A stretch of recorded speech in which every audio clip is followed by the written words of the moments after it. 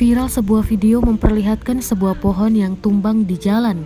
Dalam video tersebut ada pemotor yang ketiban pohon tumbang. Beberapa warga di sana langsung menolong. Meski begitu, beberapa warga yang menolong juga panik.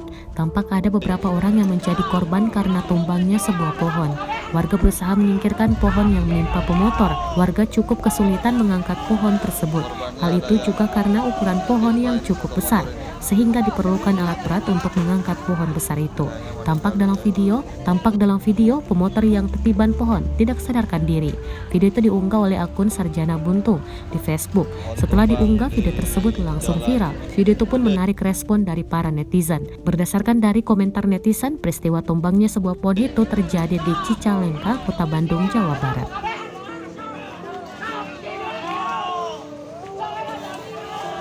Korbannya ada yang ketimpa ini satu motor ini, kayaknya meninggal dunia.